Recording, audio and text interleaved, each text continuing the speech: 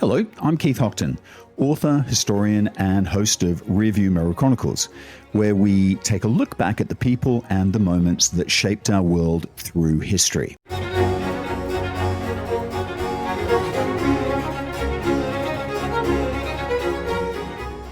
I want you to picture a boy of about 12. He's standing alone on an ocean of frozen grass that runs to the horizon in every single direction. No walls, no roads, no help coming. His father has just been poisoned, and his own people have packed up their tents and moved on, leaving him and his mother and his brothers behind to die in the open, because feeding them isn't worth the trouble. That boy should have died out there. Instead, he survived, and he grew up to conquer more of the earth than anyone before him or since. I've told a lot of stories over the years, and this is the one I keep coming back to because here's the question that will drive this entire series.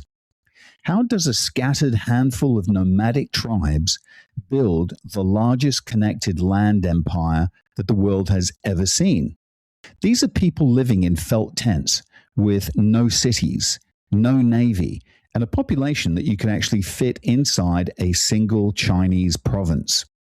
Yet their empire would eventually stretch from the coasts of Korea almost to the gates of Vienna. On paper, it should have been absolutely impossible. And that impossibility is exactly why I can't stop thinking about it. So today, in this first episode, we follow that boy from the ice all the way to the throne of the steppes. And then we take apart the war machine that he built, piece by terrifying piece. So let me take you back to the beginning, back to that 12-year-old boy on the ice. To understand the man, you first have to understand the place that made him. The steppe actually shaped Temüjin, and it shaped the army that would one day terrify half the world. Picture the Mongolian steppe as a sea of grass the size of a continent. It bakes under the summer sun and then plunges to 40 or 50 degrees below in winter, with a wind that races across it for 1,000 miles. There were no cities out there and almost no farms, because the land, well, it plainly refused to let anyone settle. You followed the grass and the herds, and when the pasture ran out, you simply moved on. Everything a family owned had to fit on the back of horses. Their home was felt stretched over a collapsible wooden frame, a tent they called a ger. Their wealth was measured in living animals, sheep, goats, and horses. And the arithmetic of that life was mercilessly simple. A single harsh winter, one disease through the herd, or one raid by a rival clan could destroy a family completely. There was no storehouse, no safety net, and no government that would ever come to your rescue. Now, think about what centuries of living like that would do to a people. Everyone rode almost before they could walk. Everyone hunted. Everyone grew tough in a way that is genuinely hard for us, sitting in our heated houses to imagine.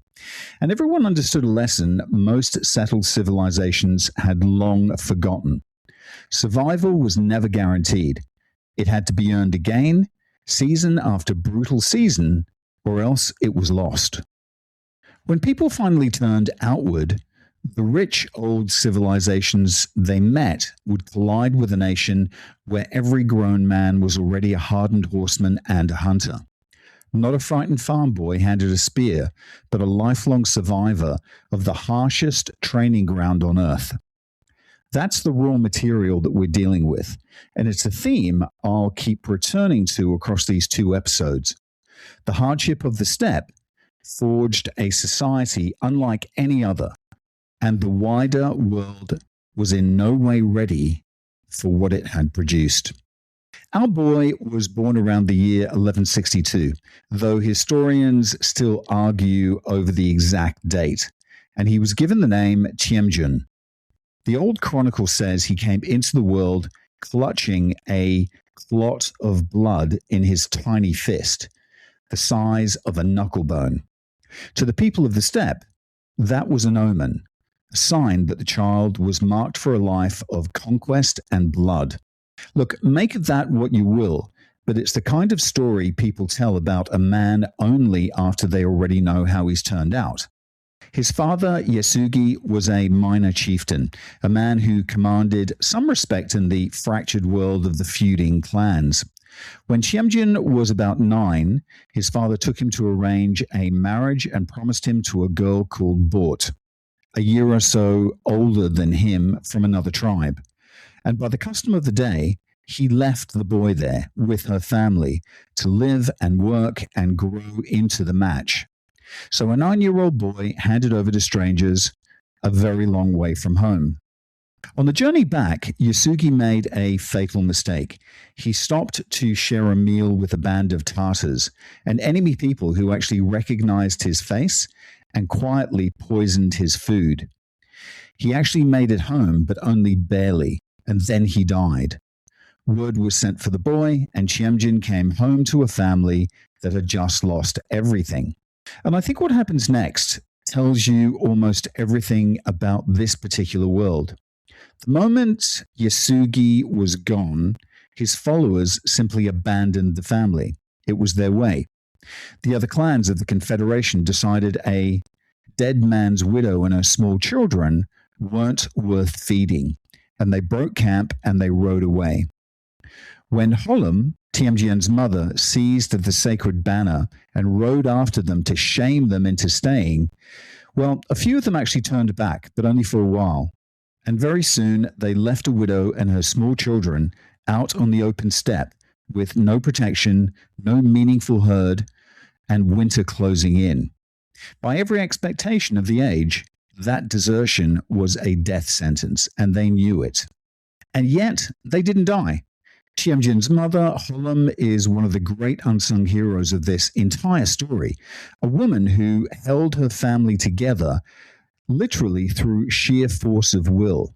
They lived on whatever the grinding land would give them, digging for wild roots and onions, netting fish, hunting marmots, and of course, the field mice. They even fished, which for proud steppe people was almost shameful. The food, if you like, of absolute last resort. This is the part most tellings rush straight past. This wasn't a childhood in any sense that we, in this day and age, would recognize. It was a years-long struggle against starvation and lethal cold, endured every single day, with death always one unlucky break away. The man who would one day terrify half the planet was actually forged in exactly this crucible. Not in a palace and not in a military academy, but in a desperate daily fight, literally to reach the next spring. And I can only imagine it's an experience that burns away sentiment and softness, and it teaches a lesson far deeper than thought, that loyalty is survival, and that weakness, sooner or later, means death. And then comes an episode that many people actually find genuinely disturbing, and frankly, they should. Temüjin had a slightly older half-brother named Bekta. In that starving household, where food literally meant the difference between life and death, Bekta had begun asserting his dominance. He'd take a fish here, a lark there, that Temüjin and his full brother, Kaiser, had caught. And it sounds like a petty squabble, one brother doing something the other half-brother didn't like. But out on the winter steppe, it was nothing of the kind. It was a struggle for control of the family. And as the oldest boy, Bekta stood one day to hold authority over all of them, including, by custom, the right to take the widowed Holm as wife. So Temüjin and Kaiser hunted him down. They stalked their own half-brother as though he were game, crept up on him from front and behind while he sat on a hill watching the horses, and they shot him dead with their arrows. Bekta, the story goes, didn't even resist. He only asked them to spare his little brother, who was perhaps 14 years old. And his mother, when she found out, was horrified. She turned on her sons furiously and told them they had destroyed their own blood, that they were like wild beasts, like wolves, that devour their own kind. But here's what I really can't get past. That cold, absolute ruthlessness, the willingness to eliminate a rival inside his own tent for the sake of survival and control, it's the very same quality that would later let him command armies and conquer civilizations. The boy who killed his brother over a stolen fish became the man who would flinch at nothing. And in that chilling moment, you can already glimpse the seed of everything that was about to follow. Life didn't suddenly get easier. A rival clan called the Temüjin, the very people who had abandoned the family, watched Temüjin growing into a threat and decided to crush him while he was young. They raided, they seized him, and they locked a heavy wooden collar around him, essentially a portable set of stocks, clamped over the neck and wrists, so a man can't feed himself, he can't run, he can't even brush the flies from his own face. Effectively, he had become a slave, paraded from tent to tent. And then, miraculously, he escaped. And the details of the escape are so good, I have to tell you. On a night of feasting, Temüjin knocked down his careless guard with a swing of the heavy wooden collar and bolted. And then he did something really clever. He actually hid in a river, lying back in the current, with only his face above the water, the wooden stock floating beneath him, while the search party swept the banks. A man called Sorkan Shira from another family in that same camp spotted him lying there in the dark water. And instead of raising the alarm, he actually whispered that Temüjin was clever to hide to him and then moved on. Later, when the boy crept to Sorkan Shira's tent for help, the family took an enormous risk. They cut the wooden stocks off, they burned it, and they hid him under a cart piled high with wood. And Sorkan Shira's own children stood guard over this secret. When the searchers came right up to the cart, it was those children who talked them out of digging through the wood in the summer heat. So remember that family, because they point to the other half of Temüjin's genius, a half that's easy to miss beneath all the blood. People helped him over and over again, risking their own lives for this young outcast. And I guess the question is, why? Because even then, he pulled a fierce, unusual loyalty out of the people that he met, and he never forgot a debt. Years later, when he was Khan, Sorkan Shira and his sons were rewarded and raised high, exactly as promised. He repaid loyalty like a king and punished betrayal without the slightest mercy. And word of both spread quickly across the steppe. When Temüjin was old enough, he went and claimed the bride his father had chosen for him all those years before. Bort was still waiting. Her family welcomed him, and her mother sent the young couple off with a magnificent gift, a black sable coat, the kind of luxury that could change a poor man's fortune. And Temüjin, thinking cleverly again, didn't keep it. He actually took that coat and he gave it to Togrul, the most powerful chieftain in the region, his late father's old blood brother. And in return, he gained a protector. And it was his first real move on the chessboard. And he would need it, because not long after, a party of merkits came raiding, an old feud, a debt of vengeance, and they carried Bort off. For a young man on the steppe, this was the ultimate humiliation. And the pattern of his whole rise actually shows itself here for the very first time. He didn't act alone. He went to Togrul and he called on his own sworn brother, charismatic young warrior named Jamuka.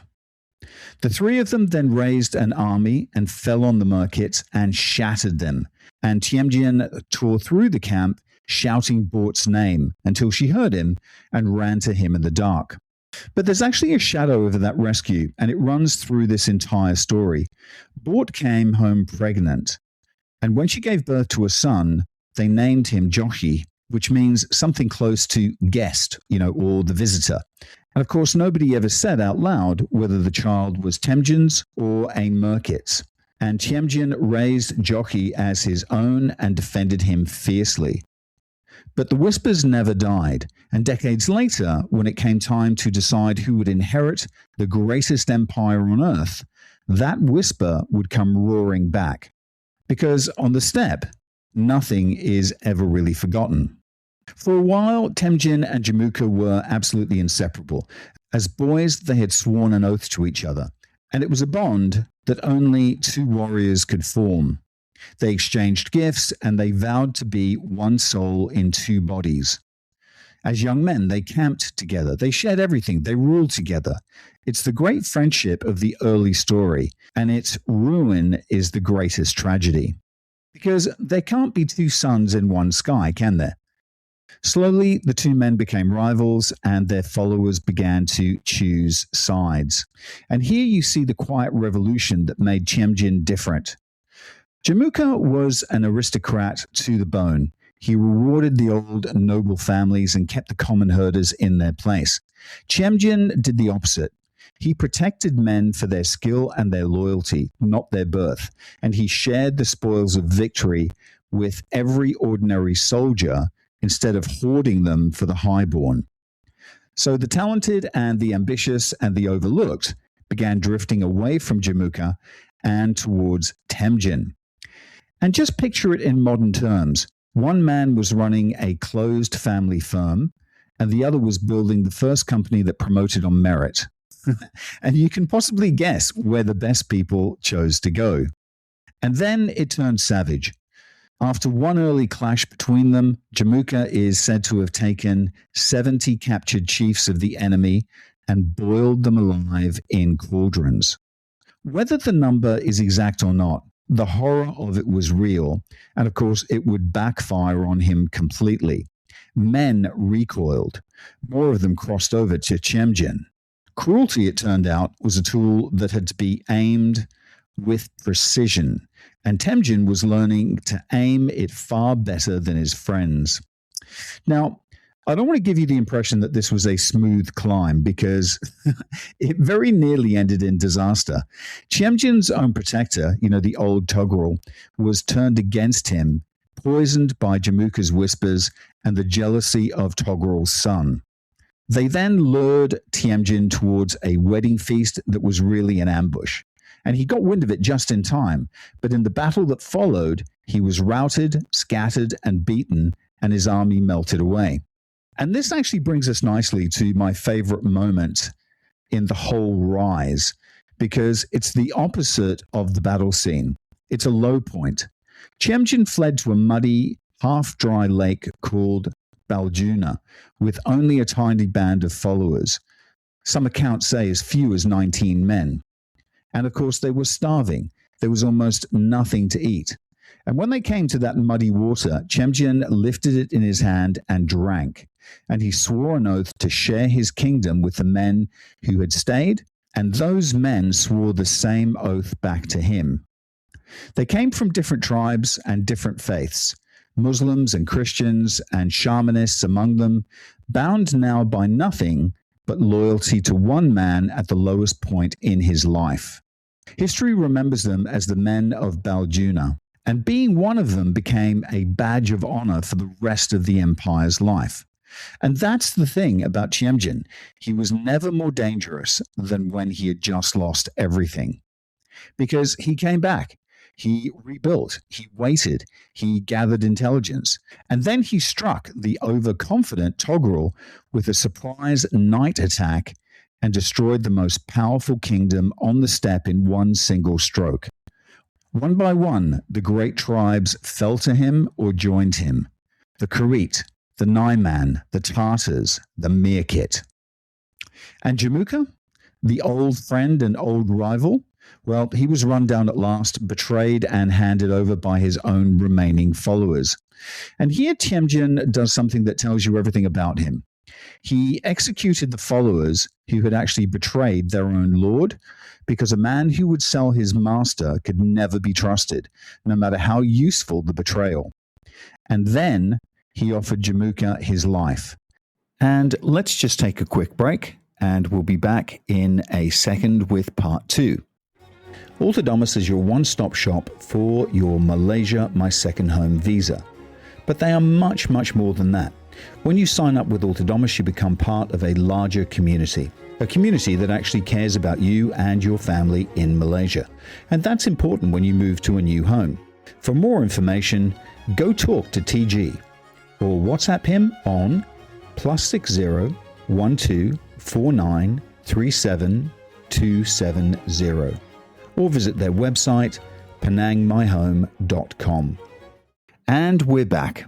Come back, he said. Be my brother again. Be one soul in two bodies, as we swore when we were boys. Jamuka refused. As I said before, there could only be one sun in the sky, and he asked instead for the death owed to a nobleman, a death without the spilling of blood, so that his spirit could rest. Temüjin granted it. His oldest friend was executed without a drop of blood being shed, and then buried with full honors. Two boys who had sworn to be brothers, and only one of them walked away. And I find that genuinely haunting, and I can only imagine that Temüjin did too. And then in the year 1206, on the bank of a river, the assembled tribes of the Mongolian steppe did something they had never managed in their entire history. They came together in a great assembly and produced a single man to rule over them all. And they gave this man a new title and a new name, Genghis Khan. It means something close to universal leader, the Khan of everything beneath the eternal blue sky. The boy who had been abandoned on the ice, who had fished to survive, who had killed his own half-brother and worn a slave's collar and drunk the muddy waters of Baljuna, was now master of every tribe on the steppe. And he immediately set about making sure it could never fall apart the way his father's world had. He tore up the old tribal divisions and then reorganized his entire people into a new structure loyal only to him.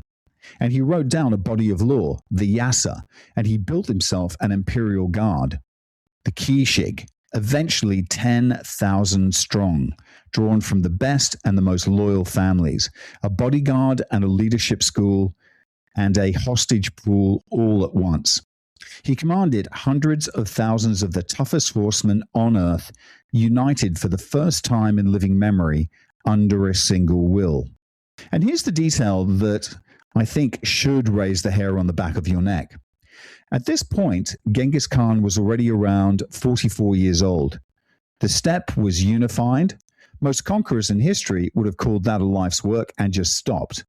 But he was only just getting started because a whole nation of warriors now needed somewhere to aim all that ferocity. And to the southwest lay the richest civilization on earth, heavy with silk and silver and grain, who had no idea what was about to come riding out of the grass their way. So now let me leave you with one of the big questions I want you turning over. How much of history depends on one extraordinary individual? And if that single boy dies in that single winter, does any of this ever happen at all? Hold on to that, because uniting the steppe was almost the easy part. What Genghis Khan did next, turning these scattered horsemen into a single weapon, is what actually changed the world. And that's where we're now going. So let me give you a number that genuinely doesn't add up. At its absolute peak, the Mongol army probably numbered around 100,000 fighting men, maybe 150,000 at the very most. With that comparatively tiny force, they actually conquered China and its tens of millions of people. They conquered Persia. They shattered the armies of Russia and Eastern Europe. They toppled empires that could, on paper, field forces many times their size. So how? How does a small army from a poor, tiny populated land defeat rich, ancient civilizations with more men, more money, and city walls that had stood for centuries? The steppe, remember, had already made every Mongol a hardened horseman from childhood. And that's absolutely true. But if that alone were the answer, the steppe tribes would have conquered the world 1,000 years earlier. And they hadn't. Raw horsemanship was never enough. The real answer is that Genghis Khan took that raw material and he built something genuinely new. A military system so far ahead of its time, I'd place the Mongols among the greatest military innovators in all history. Let me show you the pieces and then that machine in motion. So start with the most radical idea of them all. And revealingly, it actually isn't a weapon. It's essentially an organizational chart. In almost every society of that age, a man born noble led, and a man born common followed for his entire life. Bloodline actually decided everything. Genghis Khan threw that on the fire. Under him, you rose because you were good at what you did. A shepherd, a captured enemy, the son of a blacksmith, all of them could climb to command thousands if he had the skill and if he had earned the loyalty. His greatest general, Subutai, was quite literally the son of a blacksmith from the steppe, a complete nobody by the standards of the age, and he would go on to out-general the finest knights in Europe. That single idea gave every man in the army a reason to fight brilliantly, not just well enough to get by. And most of Genghis Khan's enemies, locked into rigid, hereditary aristocracies, literally couldn't copy it without tearing their own societies apart. So now to the weapon. The Mongol warrior's genius was the composite bow, and it was a small, unbelievable masterpiece of engineering, built up in layers from wood and horn and sinew, glued and cured over months, sometimes years. And it was short enough to shoot from the saddle in any direction. And yet it hit with a draw weight that could match or beat the famous English longbow, driving an arrow clean through armor at a distance most soldiers couldn't even see clearly. And a single warrior would carry several of them, and a couple of quivers with different arrows, some for piercing armor up close, some long and light for distance. And they had one more trick, stranger than the rest. Many of them wore a shirt of raw silk under their armor, not for the warmth, but because silk is so tough that an arrowhead would often carry the unbroken fabric into the wound rather than tearing through it. And you could draw the arrow back out by gently pulling the silk. Effectively, a field dressing you wore into battle. But how do you train tens of thousands of men to move and shoot as one? You hunt. Every winter, the Mongols staged a vast hunt called the Negri. The entire army would form a ring, sometimes 80 miles across, and over weeks, it would slowly close, driving every deer and wolf and boar and fox into the center. The whole formation contracting in a single coordination without letting a single animal slip through the line. Break the ring, and you were punished. It was the closest thing on earth to a live fire military exercise, disguised as putting meat on the table. And by the time these men rode into a real war, they had already rehearsed the encirclement of an enemy 100 times. Now let me take you to the physical side. A Mongol carried no baggage train the way a settled army did. There were no slow ox carts, no huge tail of servants crawling behind at walking pace. Every man was a mounted cavalryman. So the whole army moved at the speed of a galloping horse. They carried only what they truly needed, which would have been dried meat, dried curds, and fermented mare's milk. In an emergency, a Mongol warrior could even open a small cut in the horse's vein, drink a little blood, and keep riding. That actually made the army effectively self-supplying. And an army that never has to stop is an army that appears exactly where it shouldn't be, at exactly the moment that it shouldn't be there. And then there are the horses, the single biggest secret behind Mongol speed.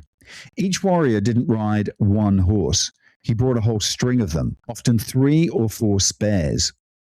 When one tired, he switched to a fresh one without stopping, sometimes at full gallop.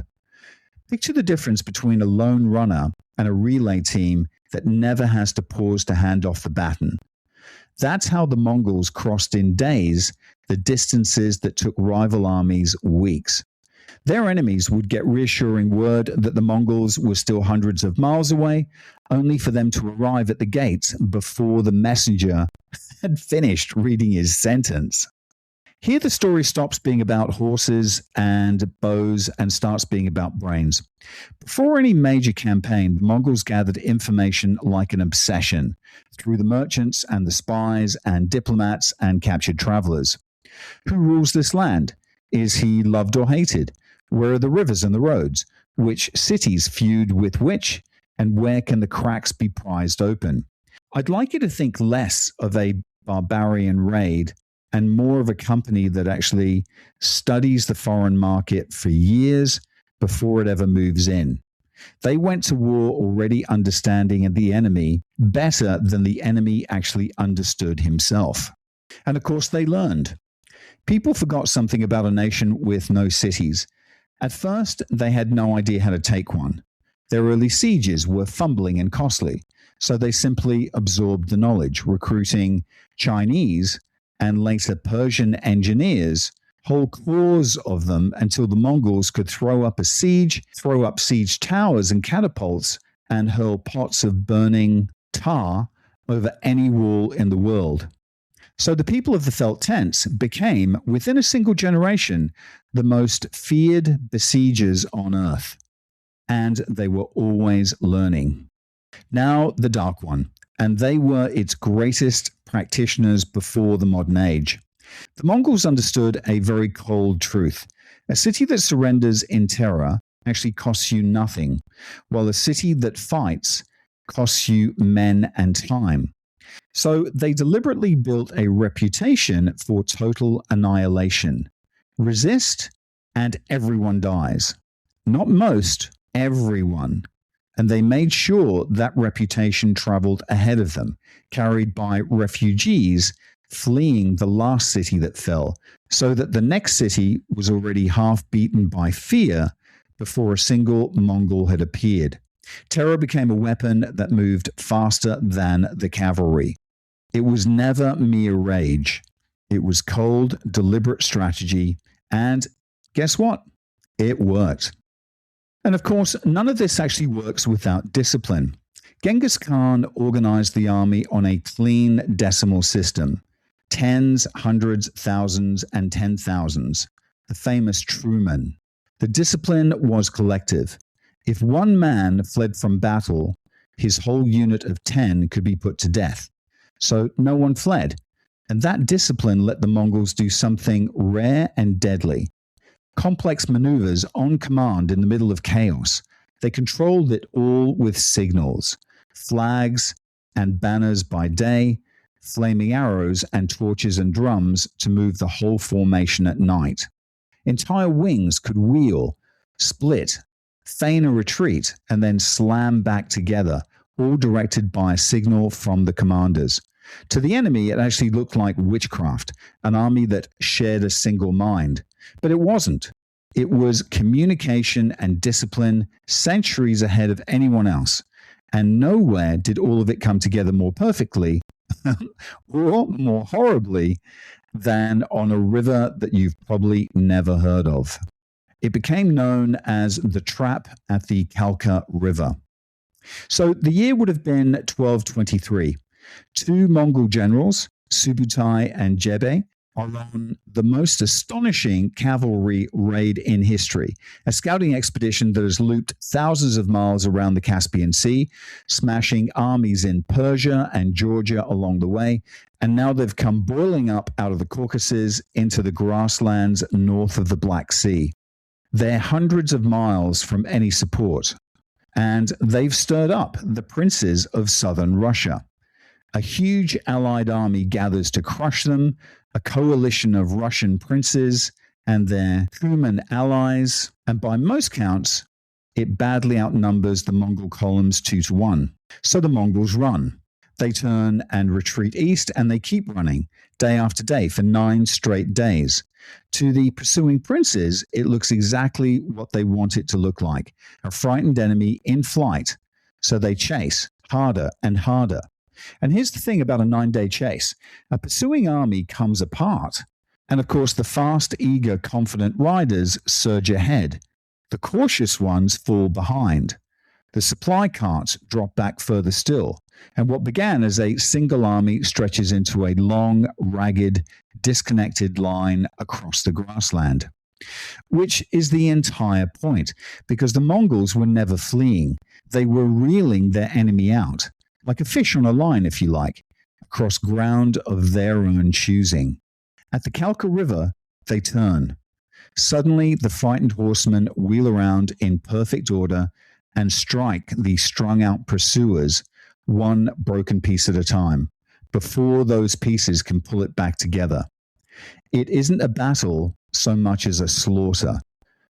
The Allied army is destroyed. Several Russian princes are captured alive.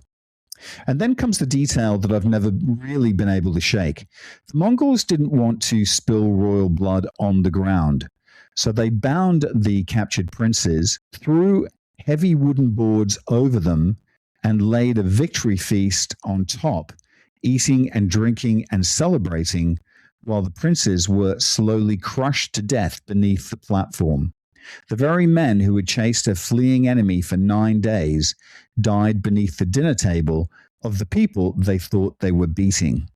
And I think really that's the whole machine in one story. Framed retreat, the iron discipline that lets a fleeing army turn on command, the patience, and the cold theatrical cruelty designed to be remembered. Word of the Kalka River raced back across Russia years ahead of the Mongols themselves. And that, folks, is exactly the idea. And then, having wrecked an entire region, the two generals simply rode home to report it. And it had only ever been a scouting trip. So step back. Merit, so the best men lead. The bow and the hunt, so every man is a marksman drilled to move on as one. Mobility, and spare horses, so you're always where the enemy isn't. Intelligence and borrowed engineers, so you know how to win and how to crack a city before you start. Terror, so half your enemies quit before the fight. Discipline and signals, so 100,000 men move like one body and a retreat can turn into a trap. That's not a horde. Horde was the lie the victims told to explain their humiliation, a faceless flood of savages. The truth is far more unsettling. This was one of the most advanced, best organized, most genuinely inventive military systems the world had ever produced. And it kind of leaves us with a question worth turning over until part 2. Were the Mongols uniquely cruel? Or were they simply better organized and more effective than anyone else at a brutal game that the whole medieval world was already playing? Because in the next episode, we watch this machine do what it was built to do. We follow it west into a proud and fabulously wealthy empire whose ruler makes one catastrophic decision. We ride with it to the very gates of Europe. And then we ask the hardest question of all. After everything these people destroyed, is it possible that they also then changed the world for the better? This episode of Rearview Mirror Chronicles is brought to you by Entrepot Publishing, the home of independent storytelling. We publish books that celebrate history, art, and the extraordinary people who make life fascinating. You can find our titles and maybe your next great read at entrepotpublishing.com. Thanks for listening in, folks. Bye for now.